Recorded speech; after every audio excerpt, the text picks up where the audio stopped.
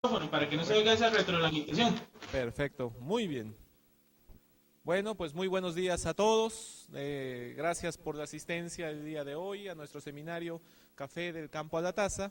En esta ocasión tenemos el gusto de recibir la señal, con algunos problemitas, ya se dieron cuenta, pero ya estamos listos, recibir la señal desde Costa Rica, con una presentación del doctor Rafael Díaz Porras y el maestro Wilson Picado Umaña, ambos académicos de la Universidad Nacional de Costa Rica. Particularmente ahora transmiten desde el Centro Internacional de Política Económica para el Desarrollo Sostenible de la Universidad Nacional de Costa Rica, el CIMPE, como pueden ver por allá. El doctor Rafael Díaz Porras es doctor en Economía de la Universidad de Tilburg, Holanda. Fue entre sus múltiples cargos que tiene por aquí listados en el currículo, pues director del propio CIMPE, director del programa de investigación del CIMPE, director del programa Comercio, Integración y Finanzas Internacionales, del Centro Internacional en Política Económica, del CIMPE, director interino de la Maestría en Política Económica, coordinador, dice mención Economía Internacional e investigador en Maestría en Política Económica, y bueno, múltiples cargos más que avalan su importante trayectoria en su país. Entre sus más recientes publicaciones tengo por aquí el sector arrocero en Costa Rica desde la perspectiva de cadenas globales de mercancías, Díaz Porras y Roberto Jovel. Díaz Porras y José Vinicio Sandí, la cadena de melón en Costa Rica, potencialidades y desafíos internacionales. Díaz Porras y Bim Pelupesi, el Upgrading Lowland Coffee in Central America, y bueno, la lista es mucho más amplia, solo cito los más recientes. Por el otro lado, el maestro Wilson Picado Umaña es profesor investigador de la Escuela de Historia y de la Maestría en Historia Aplicada de la Universidad Nacional. Es profesor del programa regional de Maestría en Desarrollo Rural de la Escuela de Ciencias Agrarias de esta misma universidad. Funge como investigador del grupo de investigación Istagra del Departamento de Historia Contemporánea y de América de la Universidad de Santiago de Compostela, España. Es miembro de la Sociedad Latinoamericana y Caribeña de Historia Ambiental, SOLCHA, y de la Sociedad Europea de Historia Ambiental, ESE. Sus temas de interés giran en torno a la historia agraria, económica y ambiental. Tienen una maestría en Historia con mención en Estudios Agrarios de la Universidad Nacional, con además mención summa cum laude, y candidato a doctor en Historia Contemporánea en la Universidad de Santiago de Compostela, España.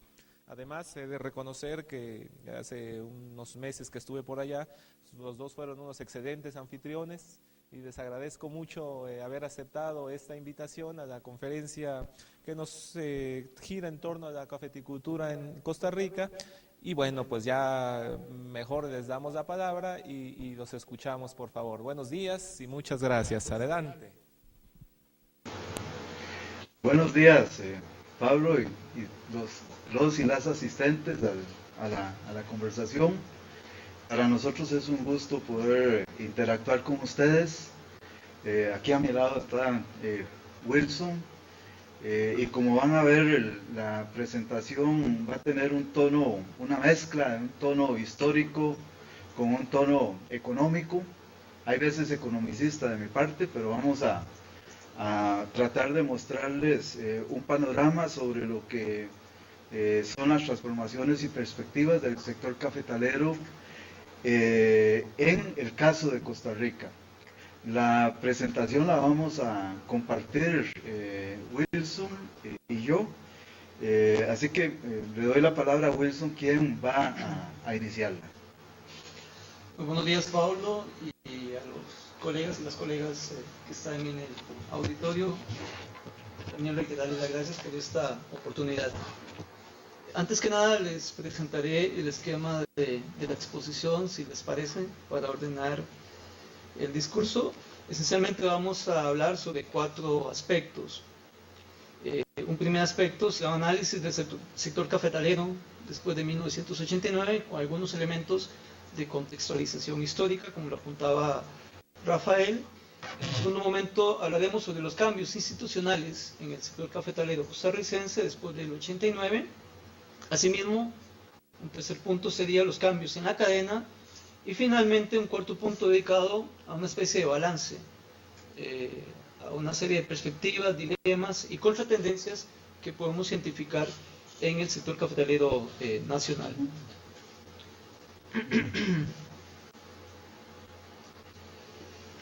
Arrancaríamos primero con esta primera curva que tiene como título Tendencia a la baja en la producción.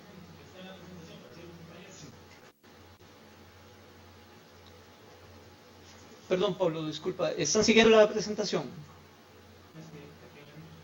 La tenemos acá presentada también.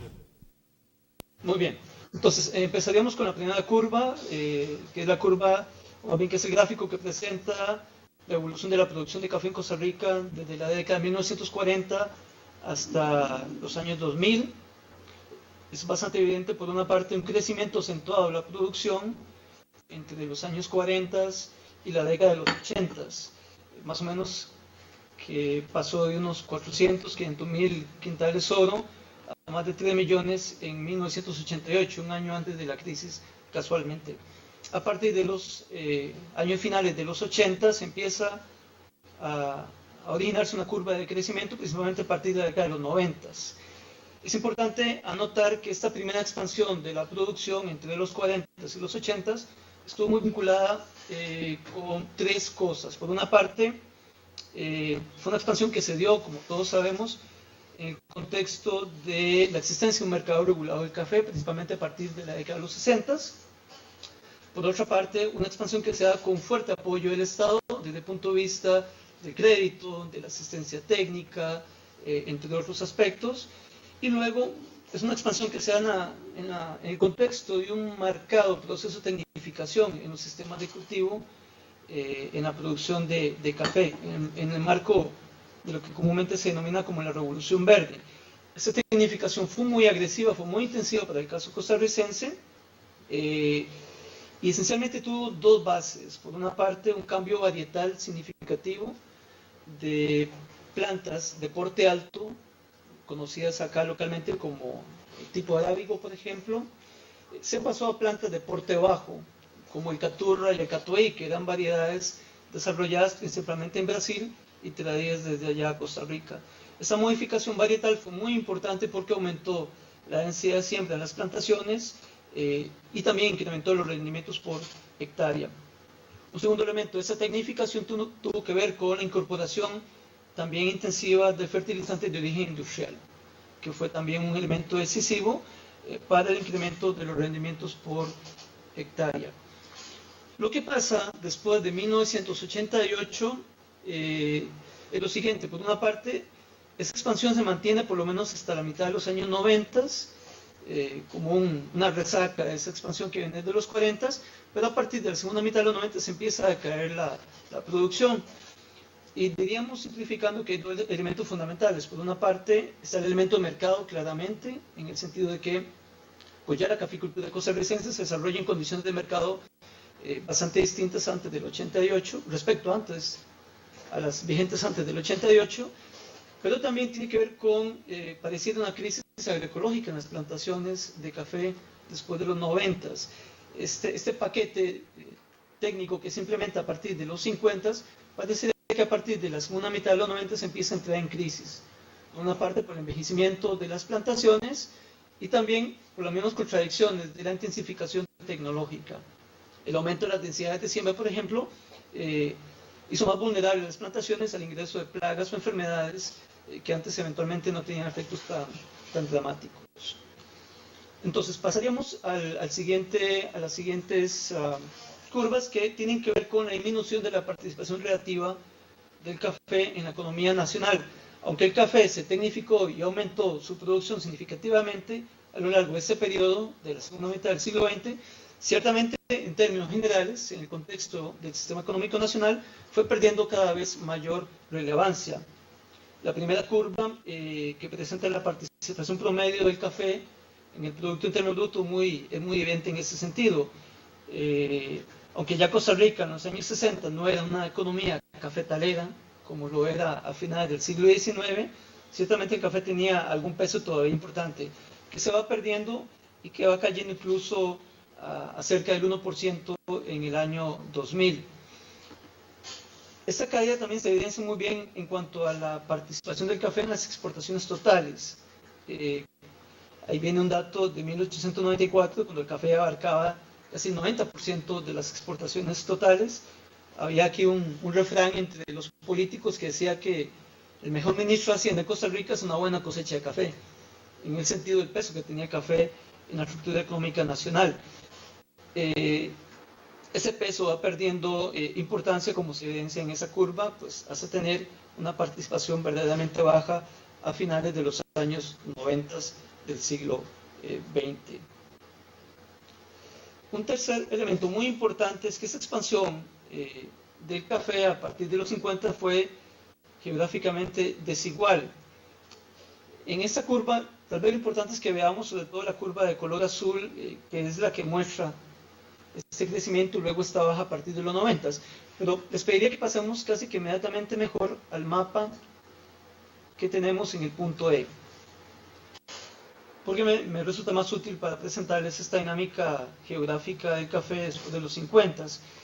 Históricamente el café se desarrolló en esa parte del Valle Central de Costa Rica, esos colores suaves, ese color crema suave, que es la zona agroecológicamente óptima para el café. Son suelos volcánicos, con poca pendiente, y que es como el paraíso agroecológico para el café en Costa Rica. Sin embargo, una de las características de la expansión post-50 es que se da en zonas fuera del Valle Central. Como lo vemos allí, son manchones verdes, son manchones color café, son áreas donde el café empezó a expandirse a partir de la década de los 50. Se trata, a diferencia del Valle Central, de zonas de ladera, con topografías donde la pendiente juega un papel muy importante, en algunos casos con grados de inclinación bastante significativos. Eso tiene mucho que ver con la naturaleza de la expansión post-50, porque la colonización de estas laderas en parte tuvo mucho que ver con el tipo de variedad que se desarrolló en el café de Costa Rica. Estas variedades que les comentábamos en su momento, el Caturra y el Catobey, tienen la particularidad de contar con un sistema radical que se adapta muy bien a suelos de pendiente, y fue un elemento decisivo en este aspecto. Y también es un elemento importante en el tanto nos permite comprender la actual crisis agroecológica de las plantaciones. Uno de los elementos que evidencia esa crisis agroecológica tiene que ver con la degradación de los suelos, pues, que se da de manera más notable en agricultura de la era, como lo estábamos comentando. Muy bien. Voy a continuar con la siguiente parte de la exposición. La siguiente lámina que denominamos comercialización, solo exportaciones, como pregunta. El aspecto importante que nosotros queremos rescatar acá dentro de las transformaciones recientes de la agricultura en Costa Rica, básicamente tiene que ver con el hecho de que, como hemos visto, el café es parte de la oferta exportadora, ha ido disminuyendo su participación. Por supuesto, la mayor parte del café se orienta hacia la exportación.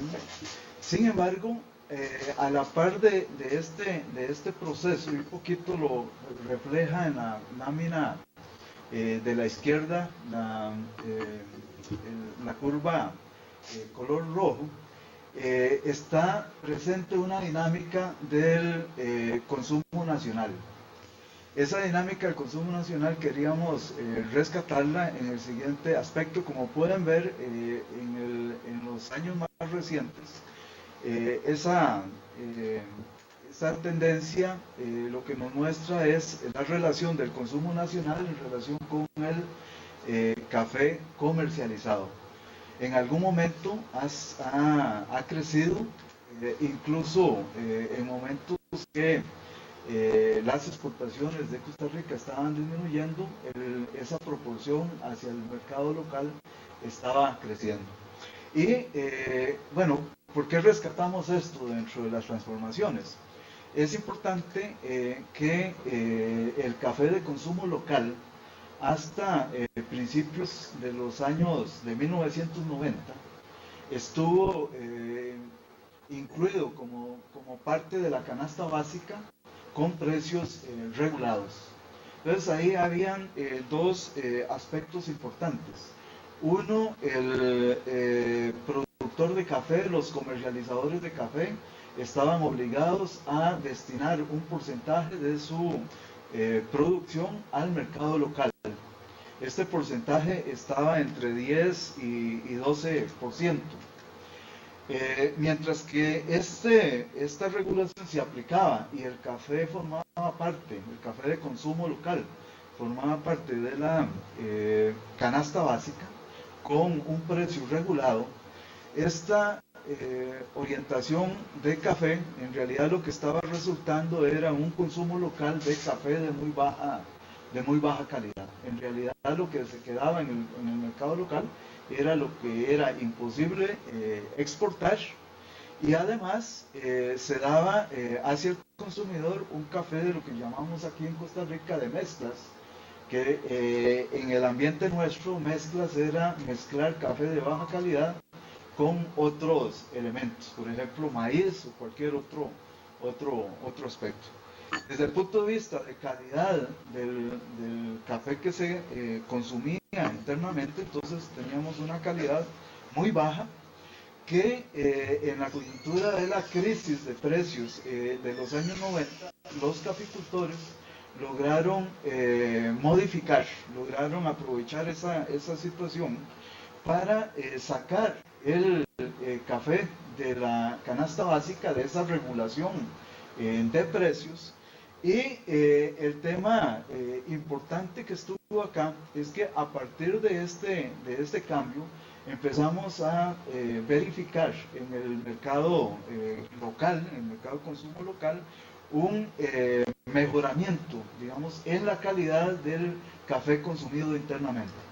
Esto se ha verificado en dos o tres cosas. Un primer aspecto es que esa mezcla que yo les mencionaba antes pasó a utilizarse, el cambio en la mezcla, a utilizarse como un mecanismo de mercadotecnia por parte de las marcas de café local, a venderse como 100% café. Entonces ya ese era un aspecto interesante de cambio en el mercado local, pero a la par de eso empezó un proceso de innovación en el mercado local, de mejorar la calidad del café que se estaba ofreciendo internamente. Aquí en Costa Rica tenemos el caso de una empresa que fue innovadora en ese sentido. La marca se llama Café Brit. Para quienes vengan a Costa Rica rápidamente se la van a encontrar en el aeropuerto. Actualmente se la van a encontrar en varios aeropuertos en América Latina, ya con una configuración diferente, pero inicialmente el aporte que dio esta marca era el ofrecer café calidad de exportación para el mercado de consumo local. Y esta pauta entonces fue seguida por otras empresas, lo cual se verifica en términos de un mejoramiento de la calidad de exportación y a la par de la calidad de consumo local, utilizando café que en otro momento hubiera sido de exportación. A la par de esto hay otro aspecto importante, ¿verdad? Y es que la caficultura empieza a aprovechar el incipiente o el desarrollo creciente de la actividad turística de Costa Rica, y entonces empieza a posicionar marcas de café local a través de los turistas. Entonces ahí hay un proceso también que en el mediano plazo puede tener un impacto en la comercialización internacional del café. El mercado local de café entonces se ha cambiado, ha mejorado en términos de nivel de calidad, y eso de alguna manera se refleja en los últimos años en esa participación creciente del café destinado al mercado local respecto al café comercializado. En la siguiente lámina, un poco vemos un reflejo de esto, donde ponemos la tendencia de los precios internos y los precios de exportación. Los precios de exportación están en el color azul, los precios internos están por debajo en el color rojo. Sin embargo, lo que uno puede observar es en algunos momentos un acercamiento, digamos, de esos precios que estarían dando, digamos, un nuevo frente de venta a los productores nacionales de café.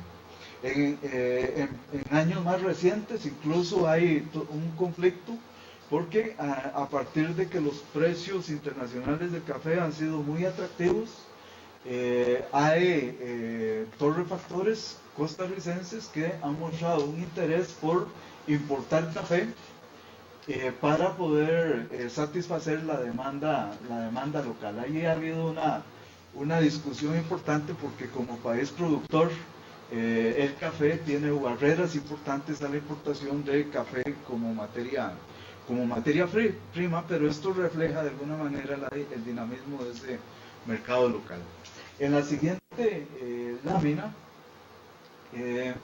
damos una muestra de el tipo de participación que tiene Costa Rica en los mercados internacionales. En las boletines que aparecen al lado izquierdo, los queremos utilizar para mostrar que esta es una discusión que se tenía acá en Costa Rica desde los años 80 y 90. El esfuerzo que se planteaba en aquel momento de superar la exportación del café como un commodity, o sea, como un producto que no tuviera diferenciación. Así que esta es una discusión que ya tenía trayectoria en el contexto costarricense y de alguna manera a partir de los años 90, igual que ha ocurrido en el resto de los países productores de café, se ha dado un énfasis en términos del mejoramiento de la calidad del café para tratar de posicionarlo en nichos. En ese sentido, Costa Rica tiene una ventaja importante que llamamos una ventaja natural, en el sentido de que más o menos el 70% del café que se produce en Costa Rica se produce en zonas altas que en términos de denominaciones de calidad, digamos, lo asocia con la posibilidad de entrar en las categorías de calidades más altas. De este 70%, un 40% ya se coloca en los mercados gourmet. O sea, ahí hay un panorama, un esfuerzo importante de mejorar el proceso de comercialización en nichos de mejor valor agregado. A la par de esto, hay otros nichos que se han venido desarrollando, sin embargo, no en una forma tan fuerte como uno encuentra en otros países. Nosotros podemos hablar de que tenemos una oferta de café orgánico, viene una tendencia desde los años 90 de impulso del café orgánico. Sin embargo, el café orgánico en el caso costarricense no tiene una participación grande y en parte uno lo puede explicar por dos cosas. La tecnología orgánica es intensiva en trabajo y en el caso costarricense parte de lo que explica, lo que ya mencionó Wilson antes, de que el perfil tecnológico, la producción de café es muy intensiva en agroquímicos, muy intensiva en buscar altas productividades, tiene que ver con el hecho de que nuestra mano de obra agrícola es cara y además es escasa. Entonces esto le plantea un problema al café orgánico en ese aspecto. café orgánico ha sido impulsado, forma parte del panorama nuestro, y ha sido impulsado por organizaciones que han asumido la producción orgánica ya no solamente como un tema económico, sino también como un tema asociado a elementos éticos y por supuesto aprovechando nichos. En el mismo sentido podemos encontrar participación de Costa Rica en el comercio justo. En algún momento Costa Rica tuvo una participación importante en el comercio justo que la fue perdiendo. Y el problema que tiene Costa Rica en los mercados de comercio justo es que estos nichos van orientados a apoyar a productores pobres, a productores de café organizados, pero en contextos pobres. Y no es que Costa Rica no tenga pobres, basta con venir aquí y darnos cuenta de que sí tenemos bastante pobreza. Sin embargo, a nivel internacional se nos ubica a un nivel de desarrollo medio, y cuando nos comparan con otros países, entonces esa posibilidad de tener cierto éxito en el mercado del café, del mercado justo, se hace más difícil. Entonces los productores que han participado en comercio justo han tenido que desarrollar un aspecto muy importante de que junto con el perfil social que tienen, han tenido que desarrollar un perfil de mejoramiento de calidad del café, lo cual de paso ha sido importante para mejorar su competitividad. Ahí también podemos encontrar la presencia de otro tipo de certificaciones. Quiero, sin embargo, hacer un comentario final en esta lámina, y es la tendencia más reciente que se está observando, digamos, en el caso nuestro. Una es una discusión en términos de que en Costa Rica se acepte que se den pagos por servicios ambientales al café. Aquí internamente hay una discusión porque Costa Rica ha sido reconocido internacionalmente como pionera en el pago de servicios ambientales. Sin embargo, esta labor pionera se ha asociado al sector forestal. Y el sector cafetalero y otros sectores de la agricultura no han logrado tener acceso a este esquema. Hay toda una discusión en ese aspecto. Y desde el punto de vista del café, esta es una de las aspiraciones que mantienen permanentemente. Y el otro aspecto importante es la respuesta al cambio climático. Costa Rica planteó como un objetivo hacia el año 2025 el alcanzar la neutralidad en términos de emisiones de carbono. Entonces, este esfuerzo implica que los diferentes sectores productivos hagan un proceso de cambio en sus procesos, de tal manera que puedan contribuir en esa línea. Entonces, aquí podemos mencionar el caso de una cooperativa de café que ha sido pionera en este esfuerzo de poderse denominar como carbono neutral. La intención con esta iniciativa es que forme parte de los atributos de diferenciación de productos que puede tener Costa Rica en las diferentes actividades. En la siguiente sección vamos a abordar un poco los temas de los cambios institucionales que se han dado recientemente en Costa Rica. En relación con esto, muy rápidamente vamos a mencionar el hecho de que en Costa Rica nosotros tenemos un esquema institucional muy regulado. Este esquema institucional ha implicado la presencia de lo que hoy en día llamamos el ICAFE, el Instituto de Café de Costa Rica. Históricamente, este instituto, y Wilson lo puede posteriormente recuperar mejor desde una perspectiva histórica,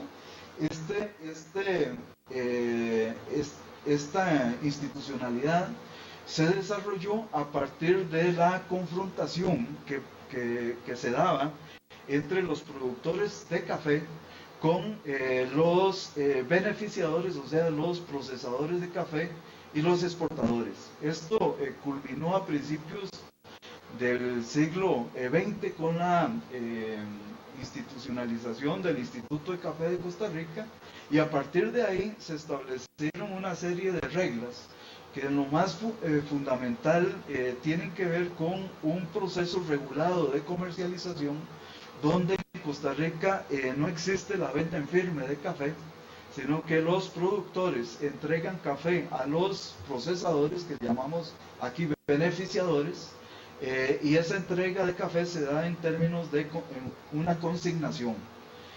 Por un proceso regulado se establece con la intermediación en un primer momento de la Oficina del Café y ahora del ICAFE, se determina cuál es el precio que se le debe pagar a los productores a partir de las ventas, de las exportaciones que realizaron los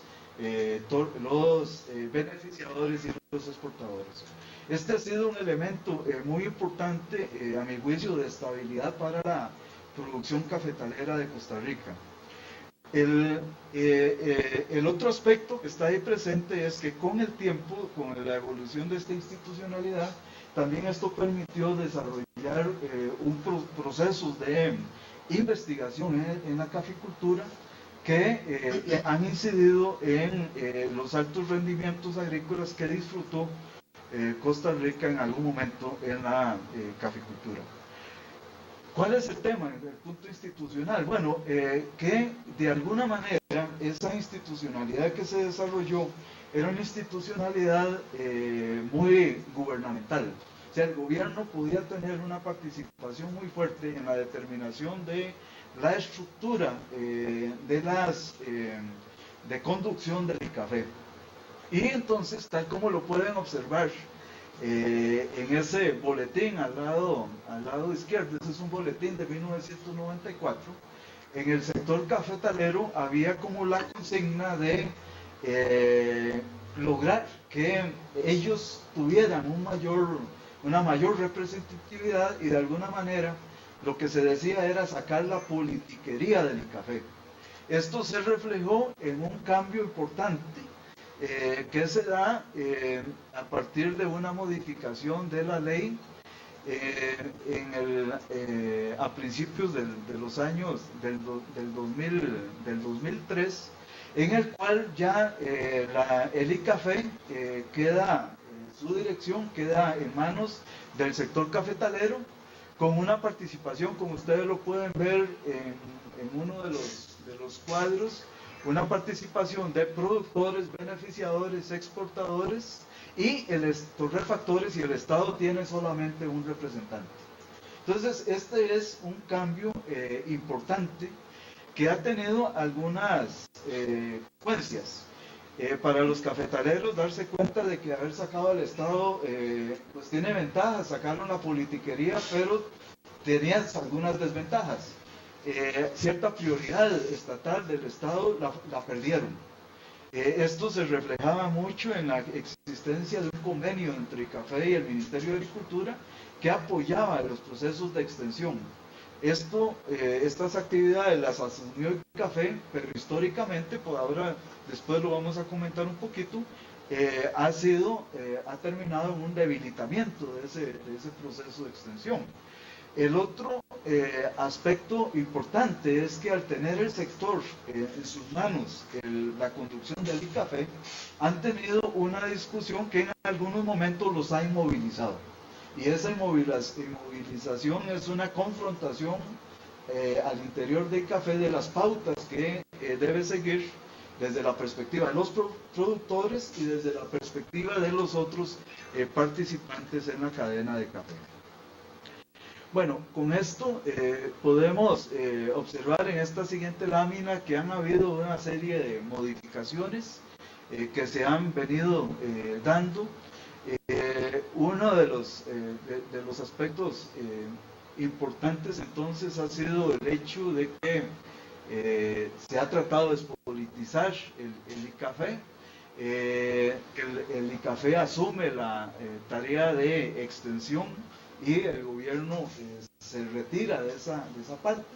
A partir de que los rendimientos agrícolas del café se han caído, muy recientemente el ICAFE ha tenido que entrar otra vez en un convenio con el gobierno.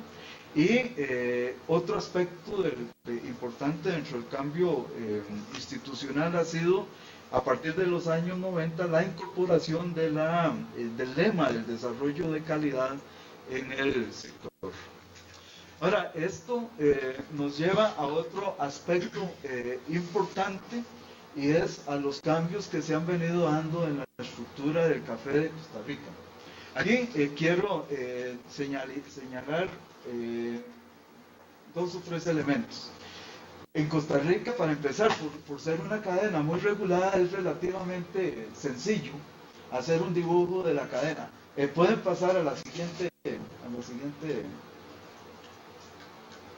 Entonces, lo que les decía es que la figura de la cadena, en el caso de Costa Rica, es un poco más fácil de realizar debido al ser esta una cadena muy regulada. O sea, la relación entre los productores agrícolas y los beneficios no está mediada por mecanismos de compra y venta de mercado, sino que hay vínculos, ¿verdad? Donde los beneficios están compitiendo entre ellos, pero no por la vía de una compra en firme. Dentro del sector del beneficiado, en Costa Rica tenemos una importante participación de cooperativas, que en el caso nuestro, cuando hablamos de cooperativas, en realidad de lo que estamos hablando es de la propiedad cooperativa del beneficio café, y los productores son los dueños de ese beneficio café, pero como productores agrícolas son productores independientes. No tenemos el caso de propiedad común de una finca productora de café, de propiedad común, sino que aquí tenemos más bien el esquema de productores independientes, se cooperativizan a partir de tener una planta beneficiadora, y sobre esa base entonces logran un nivel de integración importante. Dentro de esa actividad, la participación de las cooperativas ha estado rondando entre un 35 y un 40% del café que se comercializa. Y la participación de las cooperativas tiene 2 impactos, y es que a pesar de que la comercialización es muy regulada, están compitiendo, digamos, con las empresas que nosotros aquí llamamos privadas, y de alguna manera esto establece también pisos de competencia de los precios que estas empresas privadas pueden finalmente ofrecer a los productores. Y el otro aspecto es que las cooperativas desarrollan esquemas de asistencia técnica muy fuertes a los productores, lo cual les da una fortaleza importante. El resto de la cadena, pues lo pueden ver en términos de la participación de exportadores que tienen que estar inscritos, y luego ya el café fluye al mercado internacional. Aquí en Costa Rica, este proceso, en Costa Rica lo que hemos visto en el funcionamiento de la cadena es que hemos tenido un proceso entonces de integración vertical, en términos de que el beneficiado se desarrolló como un beneficiado en escala, por parte de la regulación que nosotros tenemos en Costa Rica. Es que el productor está obligado a llevar el café a la planta beneficiadora durante las 48 horas siguientes a la recolección. Es prohibido que el productor realice el beneficiado del café. Y entonces esto hace que la actividad de procesamiento se orientara en un principio a un proceso de escala en grande, que permitió estandarizar la calidad del café.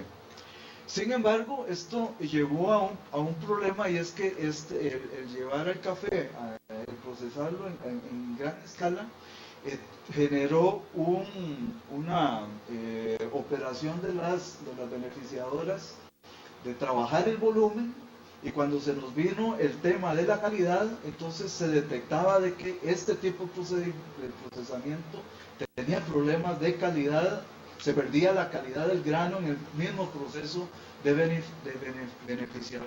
beneficiado.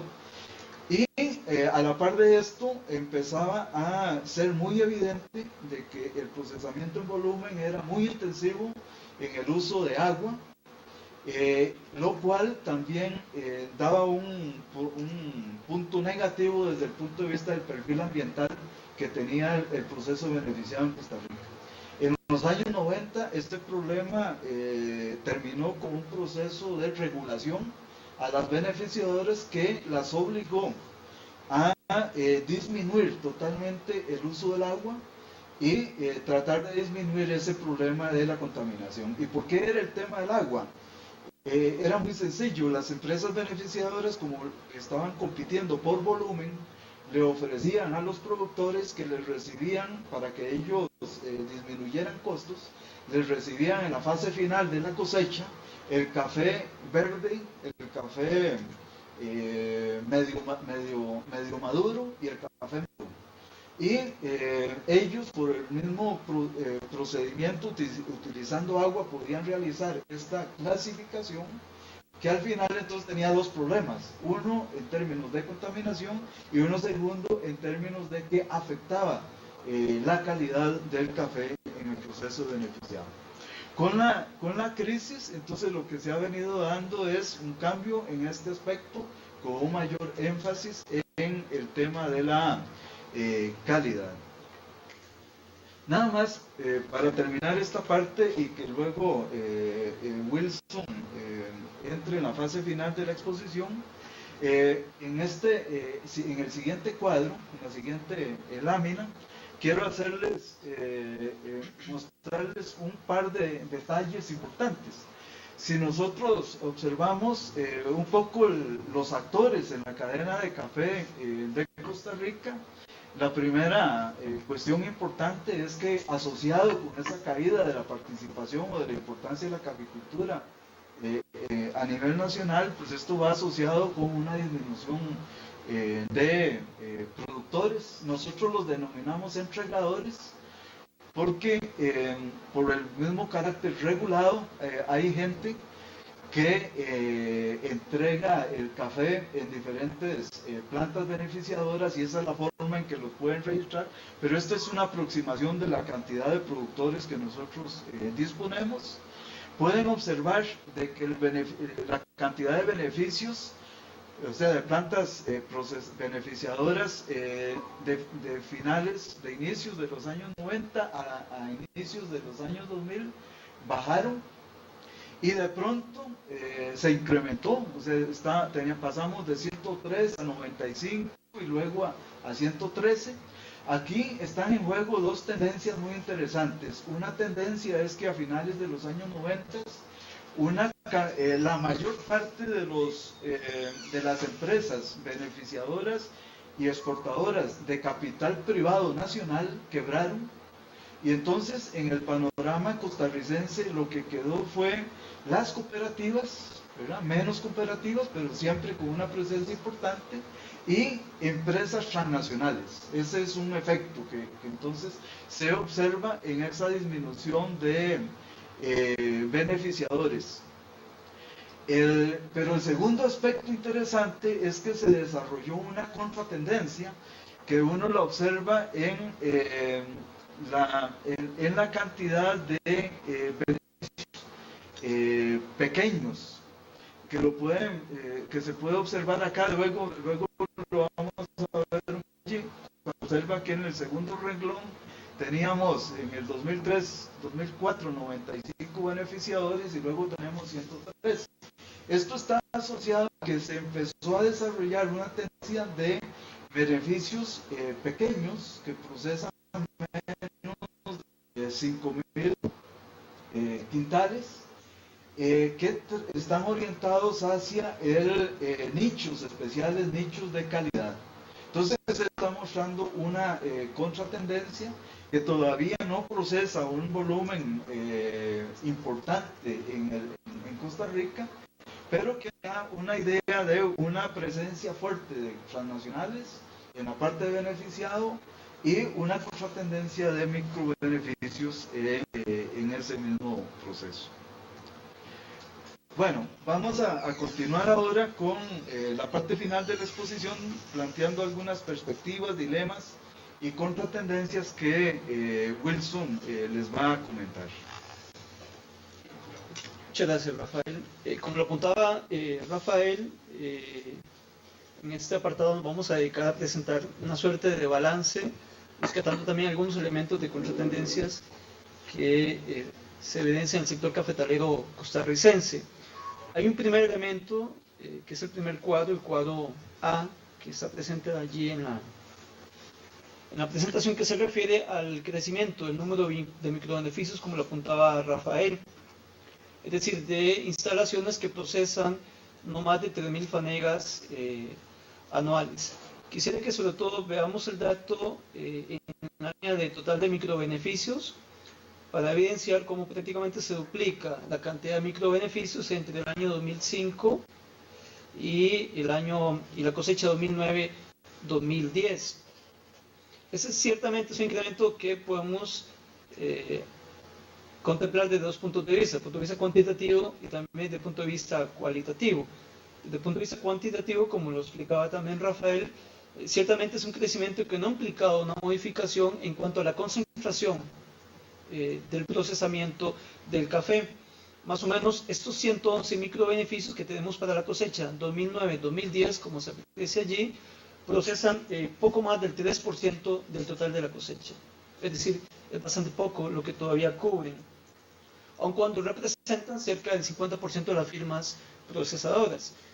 Si contrastamos estos datos con los grandes beneficios, pues la dinámica será inversa, ¿verdad? 3-4% procesan casi la mitad de la cosecha, digamos.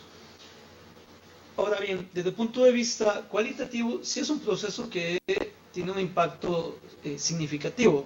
Por una parte, la mayor parte de estos microbeneficios se desarrollan en regiones que cuentan con un historial de calidad notable, con regiones que han colocado su café en el mercado internacional con marcas que ya tienen cierto prestigio, como es el caso sobre todo de Tarrazú principalmente, o la región de Naranjo, hacia el oeste del Valle Central de Costa Rica.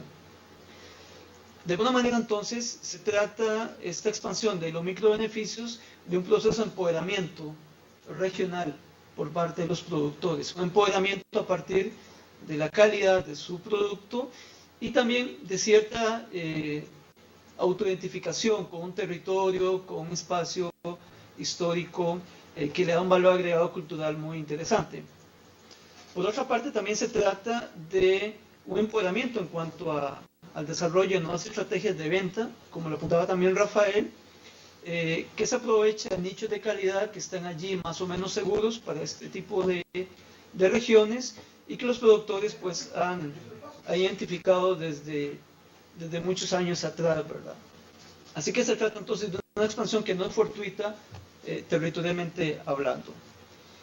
Hay un segundo elemento, una segunda contratendencia o dilema que tiene que ver con el tema de la producción y el cambio generacional. El café, sobre todo en esta época de la expansión, después de 1950, fue un excelente instrumento de ascenso social en algunas regiones del país, principalmente esas regiones de ladera de las cuales hablábamos al inicio.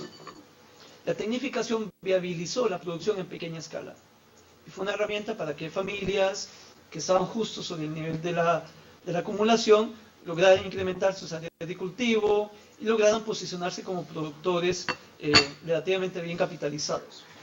Esta dinámica de ascenso social ha sido ciertamente cuestionada a partir de los años 90 en la coyuntura de la crisis. Un ejemplo, un dato que evidencia esto es el caso de que la mayor parte de las regiones productoras de café, incluso aquellas que producen café con un reconocimiento internacional, son regiones en las cuales se han dado procesos de migración muy importantes hacia los Estados Unidos. Es decir, que aunque hubo una tecnificación del café, hubo un impacto desigual desde el punto de vista social. En ese sentido, uno de los problemas que enfrenta el sector en la actualidad es el tema del cambio generacional, es decir, es lograr que las nuevas generaciones, que los jóvenes, se involucren con la producción del grano.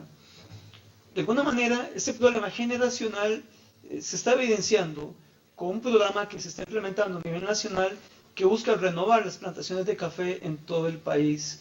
La mayor parte de las plantaciones, o una buena parte de las plantaciones de café en Costa Rica, son plantaciones que tienen más de 10 años de edad, incluso que algunas sobrepasan los 15 o 20 años, lo que es un problema en el mediano plazo. El gobierno, en colaboración con ICAFE, ha implementado un programa de renovación de esas plantaciones con la idea de sustituir más o menos una tercera parte de las plantaciones. Sin embargo, es un programa que se ha enfrentado a una serie de problemas. El primer problema, como lo decíamos, es el problema generacional, es decir, no es fácil para muchos productores involucrarse en este programa de financiamiento, tomando en cuenta que sus hijos seguramente no van a querer vincularse con la producción de café. Es decir, muchos de sus hijos cuentan con un abanico, con una serie de perspectivas sociolaborales que van más allá del café, que tienen que ver con la migración a la zona urbana, en menor medida con la migración a los Estados Unidos, o que tienen que ver también con el estudio a nivel universitario. Hay un segundo problema que cuestiona la viabilidad de ese programa de renovación, que tiene que ver con el caso del financiamiento. Es decir, los costos de oportunidad para un productor en ese momento para endeudarse, obtener un financiamiento de peso, pues son muy claros, ¿verdad? No es lo mismo hacerlo ahora que hacerlo en los años 70, 80, cuando estaba la bonanza cafetalera.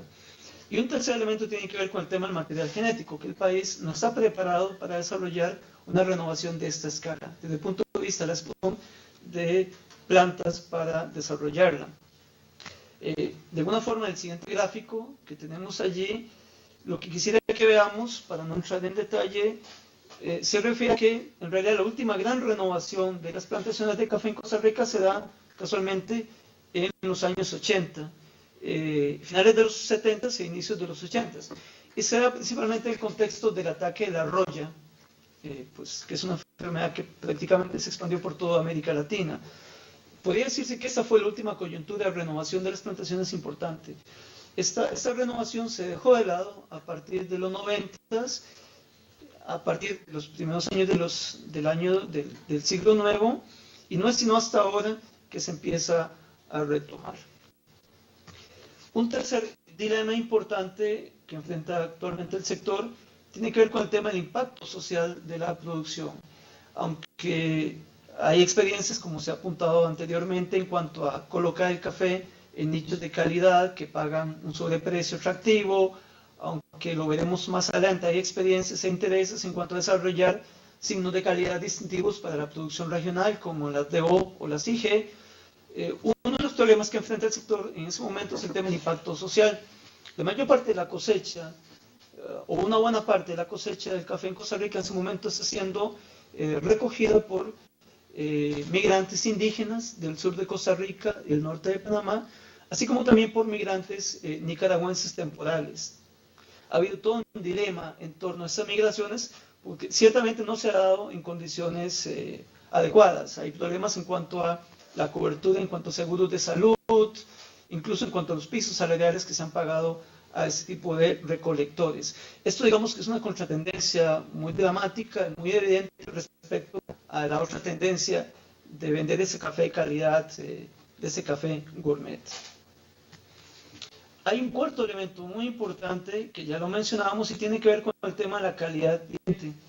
Y principalmente que aquí vamos a enfocar desde el punto de vista del desarrollo de las DO en Costa Rica. En Costa Rica, de las DO y las IG empieza a implementarse de manera formal a partir del año 2000, cuando se crea la ley de marcas y signos distintivos de calidad. Esta ley, sin embargo, como es usual, digamos, en Costa Rica, no fue acompañada por un reglamento, sino más bien el reglamento se creó en el año 2007, o sea que hubo un desfase allí de 6-7 años, en los cuales la ley tuvo una vigencia poco efectiva. A partir de 2007, sin embargo, cuando se crea el reglamento de uso de DO de IG, se abre todo un abanico muy interesante de conflicto entre el ICAFE y las regiones productoras de café. El ICAFE, debido al peso que tiene todavía en la estructura productiva, implementó un proceso de DO a nivel nacional, siendo él el ente que controlaba el desarrollo de los pliegos de condiciones y el desarrollo de la conformación de los órganos reguladores. Eso generó un conflicto muy fuerte con algunas regiones productoras en particular, donde había interés por desarrollar DO desde abajo, desde las comunidades. Sobre eso luego podemos conversar con cierto detalle, pero es un conflicto que todavía está vigente. Rápidamente vas a explicar la estrategia que implementó el ICAFE. El ICAFE presentó una IG a nivel nacional, un poco siguiendo la lógica de Colombia, una IG que cubra todo el país, Café de Costa Rica, e implementó DO a nivel regional, a nivel de las regiones también. En ese momento la IG nacional ya pasó, digamos que ya está próxima a ser aprobada, y el conflicto seguramente aparecerá cuando surjan los expedientes de las IG, de las DO regionales. Hay un segundo elemento importante en cuanto al tema de las DO, las IG, y tiene que ver con el impacto ambiental y social, como lo decíamos hace un momento. Por una parte, se está implementando experiencias de DO en un café que está altamente quimizado y que tiene fuertes cuestionamientos desde el punto de vista del impacto sobre las aguas, no solo las aguas desde el punto de vista del procesamiento, las aguas residuales, sino también las aguas de consumo humano, ¿verdad? Hay regiones donde ya se están dando conflictos en cuanto a la contaminación de fuentes de agua para consumo humano. Y luego también hay pues, un fuerte impacto desde el punto de vista social, como lo comentábamos hace un momento. La mayor parte de las grandes regiones productoras de café son regiones expulsoras de mano de obra migrante, a los Estados Unidos, por ejemplo, pero también son regiones donde se están recibiendo flujos migratorios muy importantes de grupos indígenas y grupos nicaragüenses que no siempre llegan allí y se sienten en condiciones laborales adecuadas, ¿verdad? Así que eventualmente la EO, o por lo menos las propuestas de EO que se están desarrollando, no contemplan ese tema del impacto social y ambiental. De momento quedaríamos allí, entonces, para, supongo, abrir paso a un espacio de comentarios y preguntas. Muchas gracias.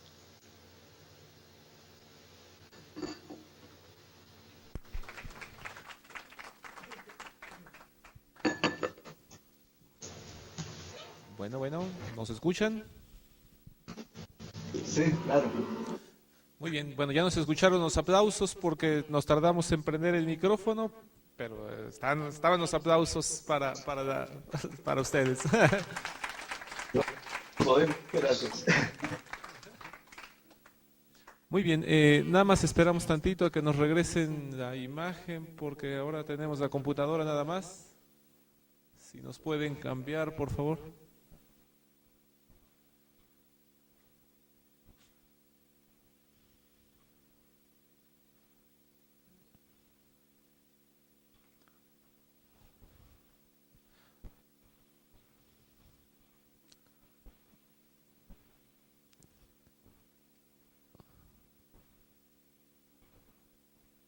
Ya vamos, ya vamos.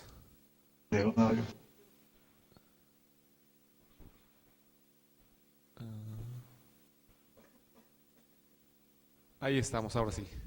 Perfecto, muy bien. Bueno, pues aprovechamos ahora este espacio para sus intervenciones, sus dudas, sus comentarios, conocer un poquito más sobre el café de Costa Rica y la exposición que nos hicieron nuestros colegas en la Universidad Nacional de Costa Rica. Les paso el micrófono.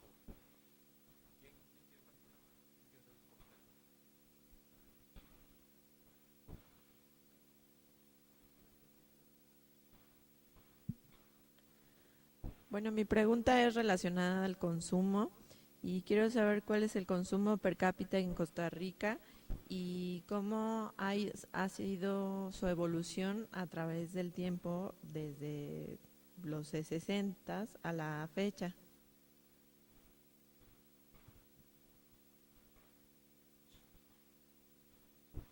¿A responder Sí. sobre cuánto es? Si quieren, ¿Respondemos de una vez? ¿hay alguna otra pregunta más o esperamos la respuesta para motivar a las siguientes? Muy bien, si quieren, vamos calentándolos a ellos, digamos, motivándolos a la participación. Sí, tal vez el dato concreto no lo recuerdo en este momento, pero sí le puedo dar una ubicación históricamente Costa Rica ha estado en el segundo lugar como país consumidor, en el nivel de consumo dentro de los países productores. Costa Rica ha estado detrás de México de Brasil con una diferencia importante. Entonces, tradicionalmente hemos dicho que somos el segundo país consumidor. Sin embargo, en las estadísticas más recientes que observamos, apareció por ahí Honduras como un segundo lugar, que habría que ver qué ocurrió, si efectivamente es que el mercado interno de Honduras se dinamizó o si hay algún factor que esté distorsionando eso. Pero tal vez para darle referencias, somos un país de buen nivel de consumo. A nivel costarricense hay una tendencia que estuvo preocupando mucho a los caficultores, y era la tendencia de no consumo de café por parte de los jóvenes, y se ha desarrollado algunas estrategias y creo que lo ha ayudado, ha sostenido un poco este proceso, el desarrollo de encontrar fácilmente en nuestro medio tiendas de café, donde la gente consume básicamente café, y son un espacio interesante de intercambio para los jóvenes. Entonces, en ese aspecto el mercado local tiene esa ventaja y tiene un dinamismo importante. Muy bien. ¿Algún otro comentario, jóvenes? Ahora sí, ya con más información. ¿Quién dijo yo? ¿Quién levanta la mano? A ver, por favor.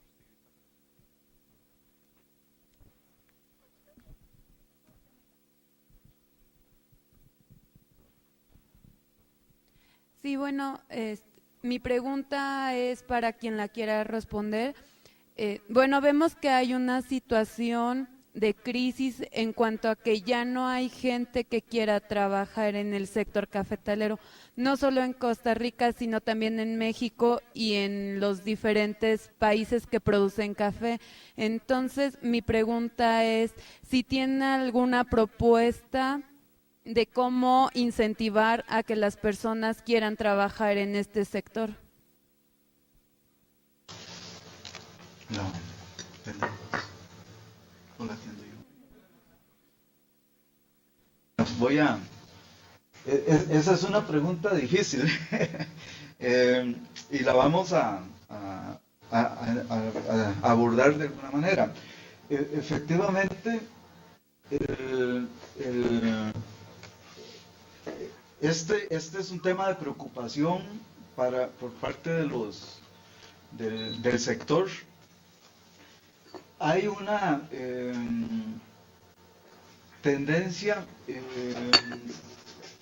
dentro del sector a trabajar más con los jóvenes, en la incorporación de ellos en las organizaciones. No se ha estudiado, digamos, con mucho detalle. Sin embargo, yo puedo mencionarles, digamos, dos experiencias interesantes con las cuales he tenido algún vínculo. Una es que dentro de el sector cooperativo hay un proceso en algunas de poder incorporar a los jóvenes dentro de las actividades de capacitación y las actividades de toma de decisiones que tienen las cooperativas.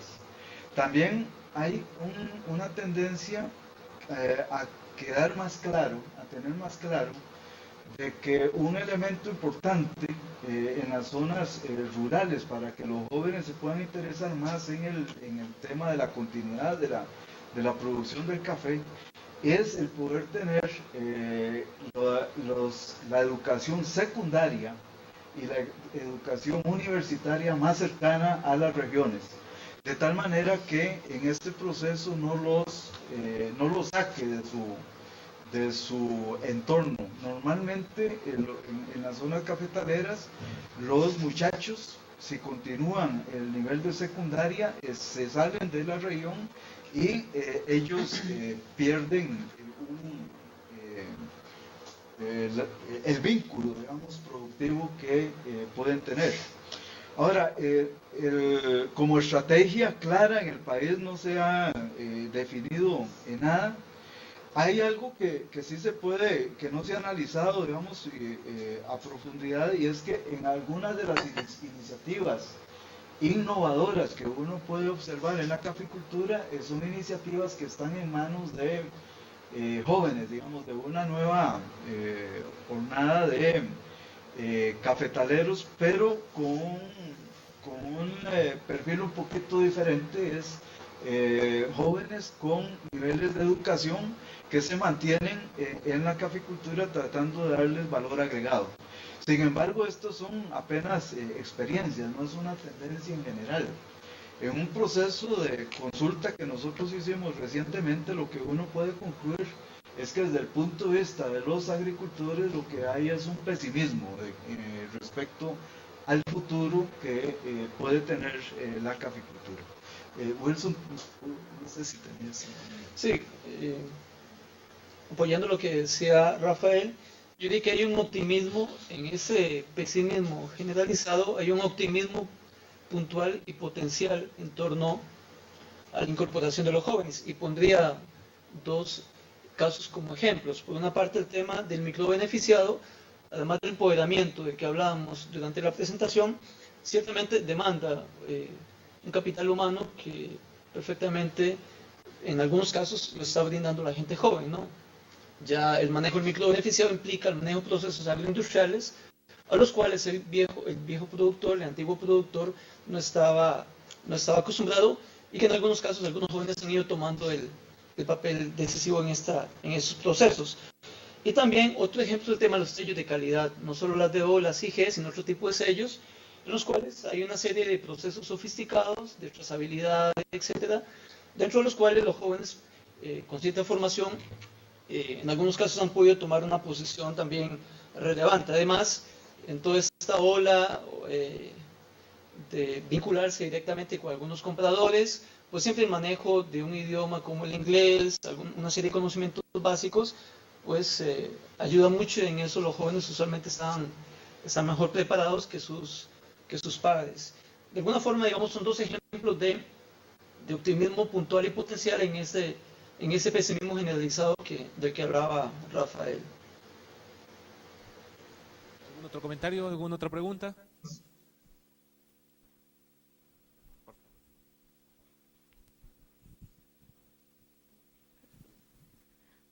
Bueno, mi pregunta es, usted mencionaba la tendencia de la baja de la comercialización, solo exportaciones. Entonces, con esto nos dice que el café que se produce en Costa Rica se exporta en su totalidad. Sí, en realidad son dos tendencias. La producción costarricense está bajando. Ya podríamos decir que en los últimos 10 años bajó a la mitad, creo. Pasamos de 3.000 quintales de 3 millones de quintales a cerca, un poquito superior de 1.500.000 quintales. Entonces esa es una tendencia en la baja de la exportación. Sin embargo,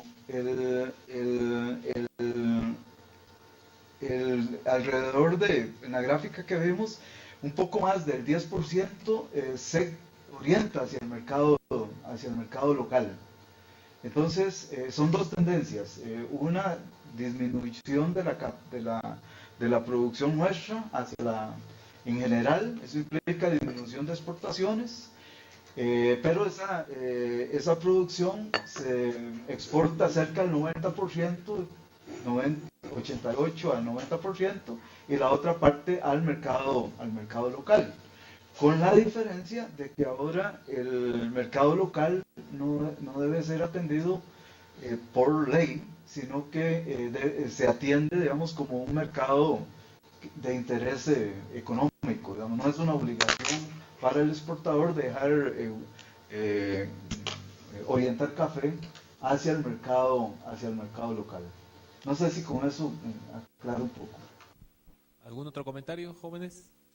A ver, hasta allá, por favor.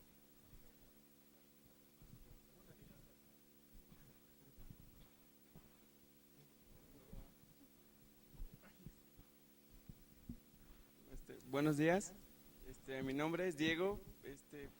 Bueno, en México sabemos que el café de principal consumo es el café soluble a través de la transnacional Nescafé. Quisiera saber si ocupa algún lugar la transnacional Nestlé en Costa Rica y quién es el principal, digamos, comercializador de su país, y si es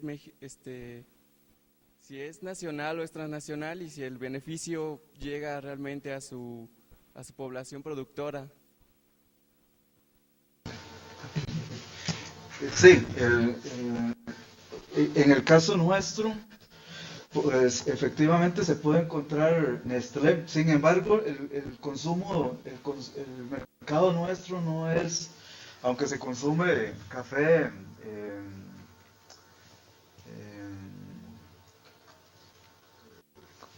soluble, es de bajo consumo. Realmente el café nuestro, el café de consumo normal de todos nosotros, es un café ahora pasado por percolador. Entonces no es este nivel de industrialización. La Nestlé tiene cierta participación en el mercado, principalmente a través de máquinas dispensadoras de café, que la gente los puede acceder, y donde se puede tener también café capuchinos y otro tipo de denominaciones. Pero la norma de consumo de café en Costa Rica básicamente es a partir del café que nosotros llamamos tradicionalmente café chorreado, ahora café pasado por percolador. En las casas es de consumo, bueno, es una presencia normal, y ahora con las diferentes casas o restaurantes, no, sodas, casas de café donde se especializan en esta área. Ahora, este mercado, en el caso nuestro, lo dominan las empresas torrefactoras costarricenses. De hecho, la dominante es una empresa de mucha tradición en Costa Rica, que es la que tiene la mayor parte del mercado. Hasta inicio, no voy a decir la marca para poder decir lo siguiente, hasta los años 90, ¿verdad? Esa marca siempre ha sido la dominante, pero la asociaba uno con el peor café de Costa Rica. Digamos, parte del cambio que se ha visto es que esa marca, que es dominante, ha introducido variedades o presentaciones de muy buena calidad en el mercado local, e incluso ha desarrollado exportaciones de café procesado. Pero en general el café de consumo local es manejado por marcas costarricenses. En ese sentido hay una cierta fortaleza, aunque ya empezamos a observar por ahí la posibilidad de que Starbucks llegue directamente. Ahora, el hecho de que este café, cómo llegan los pagos a los productores, Este es el café que va orientado al mercado local, se comercializa igual que los otros por el mecanismo de regulación que yo les decía. El productor lo lleva a la planta beneficiadora, y la planta beneficiadora es la empresa que beneficia el café, es la que va a decidir en sus ventas qué porcentaje coloca en el exterior y qué porcentaje coloca a nivel local. Por parte de las cooperativas y de las asociaciones de productores, sí, hay un esfuerzo grande por tratar de participar de este mercado local a través de sus propias marcas. Entonces podemos encontrar una gran variedad de marcas en los diferentes lugares de ventas. ¿Algún otro comentario, jóvenes? No sé, Rafael, si en esto de la gran empresa te referías a Brit, que pues es precisamente, si hiciera así o no. No, es otra. Bueno, ahora lo voy a decir mejor, ahorita, porque tal vez la conociste. Y me aprovecho, Brit, para hablar de otro tema. Posiblemente lo viste, Café Rey. Si fuiste a algún centro comercial, pudiste ver Café Rey, digamos, es el de mayor presencia. Ahora, yo mencioné Café Brit porque fue el que innovó en términos de ofrecer café, 100% café, y además utilizar café de calidad de exportación hacia el mercado local. Ahora, el Café Brit tiene una cuestión interesante, es que fue un innovador en varias cosas, en este aspecto del café orientado al mercado local. Trabajó mucho al inicio con la introducción del café orgánico, desarrolló técnicas modernas de empaque y de comercialización, aprovechó el flujo turístico que venía a Costa Rica, entonces en eso también innovó. Muchos otros lo están ahora dando seguimiento, porque el Café Brit desarrolló una estrategia de llevar a sus plantas a los turistas, y en sus instalaciones ofrece una obra teatral que presenta la historia del café de Costa Rica, con actores de lo mejor, digamos, en nuestro medio, actores reconocidos en el medio nuestro, así que no es tan improvisado, es realmente con una visión de mercadotecnia muy fuerte. Y entonces, a la par de eso, al turista lo pasan a una tienda donde la gente puede comprar su café, y además puede dejar la suscripción para que le enviaran el café a cualquier lugar del mundo donde procediera. En su momento, no sé si todavía lo tienen, tenían un convenio con DHL para los envíos internacionales.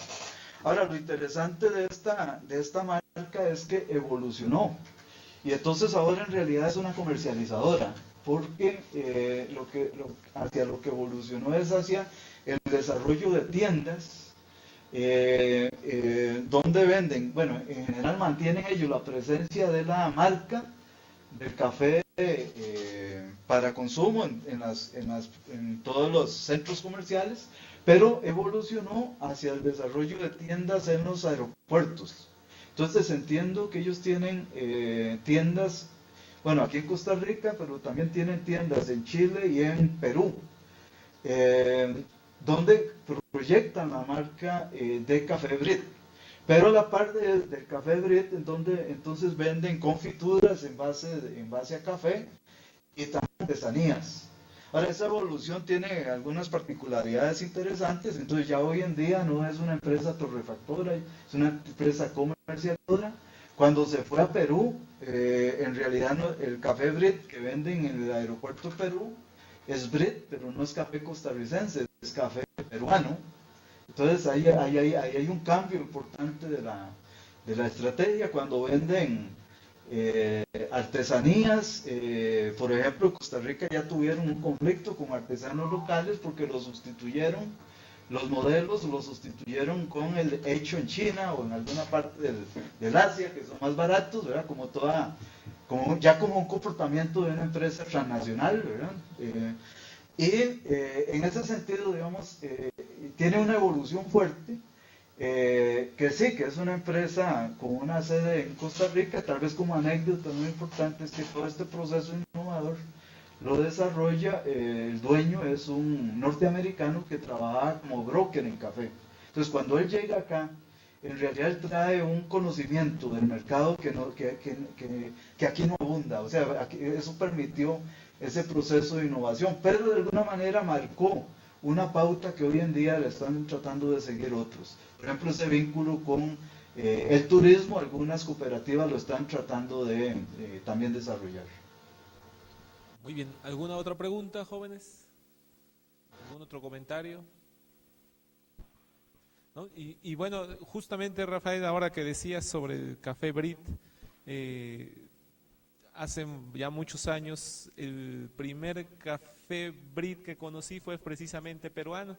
Quizá por eso fue que pensé que originalmente era la marca de este país, hasta que tiempo después, en un viaje que tuve oportunidad de tocar tierra del aeropuerto de Costa Rica, me di cuenta que efectivamente era costarricense. Y bueno, pues creo que es parte de los planes de negocios de esta empresa, ¿no? Y además, hasta donde recientemente me dijeron que existe ya también café Brit en México. No sé si sea café costarricense o tico, o si sea café mexicano. No he tenido oportunidad yo de encontrarlo, pero ya está comercializándose en México esta marca. Así que bueno, estos planes de expansión pues siguen llegando a otros países latinoamericanos. Ahora ya nos tocó a nosotros también. Bueno, pues queremos agradecer a todos su asistencia, particularmente al doctor Rafael Díaz Porras, al maestro Wilson Picado por el tiempo cedido para platicarnos de experiencia de Costa Rica en torno a la cafeticultura. Seguramente vamos a encontrarnos más adelante en otra serie de pláticas relacionadas con el café, con las cadenas de comercialización. Y bueno, pues nos despedimos el día de hoy, dándoles de nuevo un aplauso muy fuerte por su participación.